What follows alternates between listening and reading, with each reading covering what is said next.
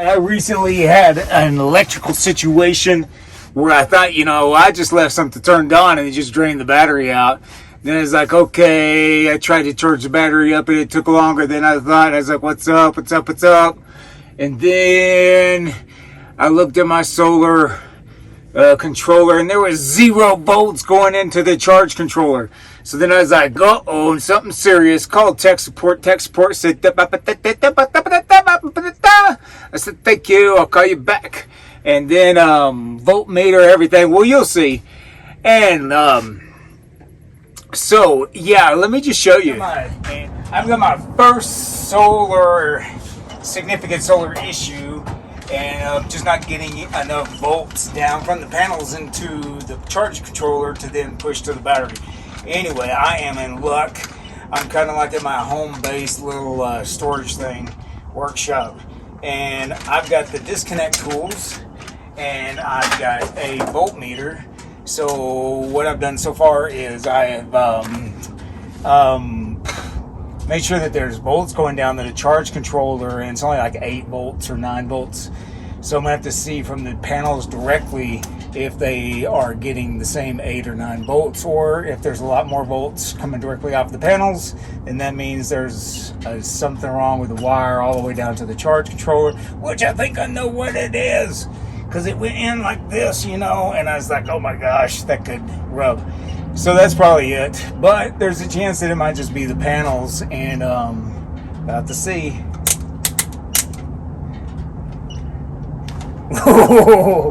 As you can see, you can disconnect the negative with your fingernails right there. With your fingernails. Yeah, with your fingernails. But you cannot do that with the red. And my understanding is, without ever trying this, you gotta use this little toolie, an MC4 toolie.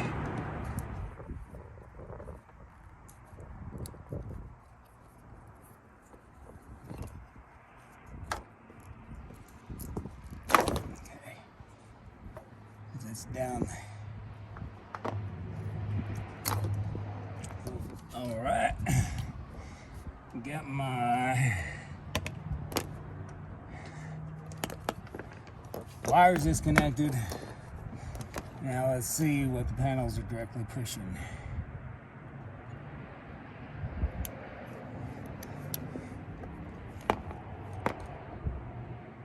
Oh, that's not good. All right, so they're pushing 28 volts up to this point. That means it's downstream, so let's go downstream.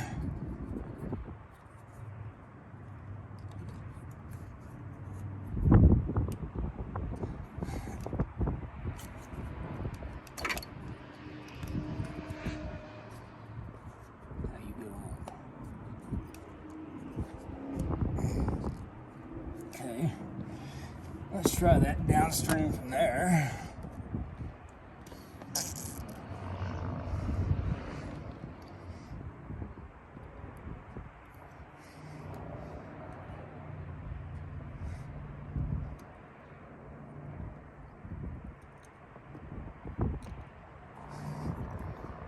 Let's go down to 20.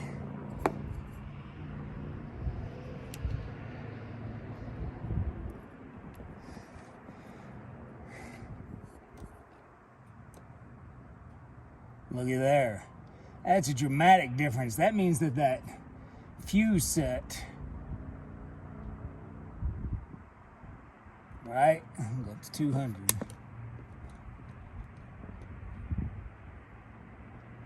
on now.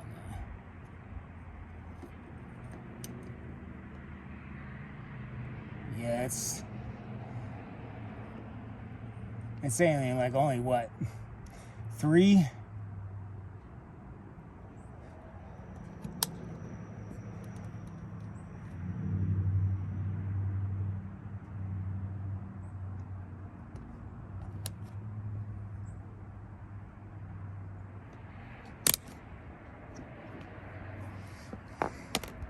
Well, that's obviously the problem.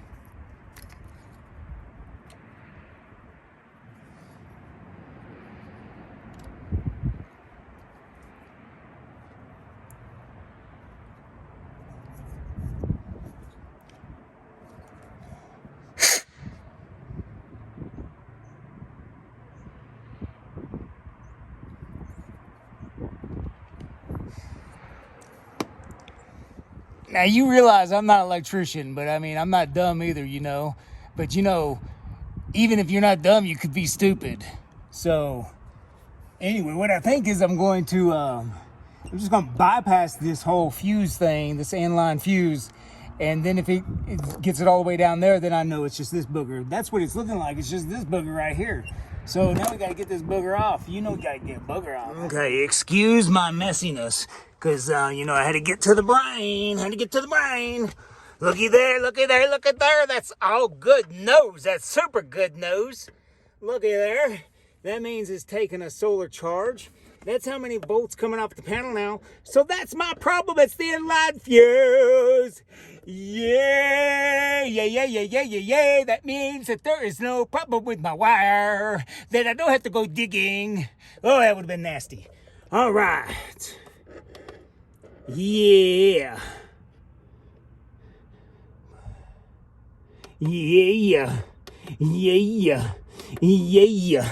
On. I'm so happy.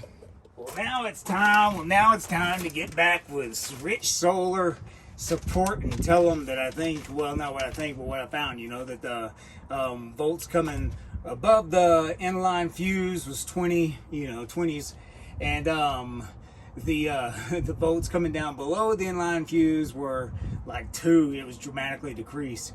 Bypassed the inline fuse, and now I've got 20 volts coming down to the charge controller. So I think I need a new inline fuse. I need a new line fuse. I need a new inline fuse. Don't give me no woe. There it is. Look at all them volts just going right down into that charge controller and that battery, and it was all because of that inline fuse. Thank you, tech support, and thank you, Rich Solar. Okay, how about this?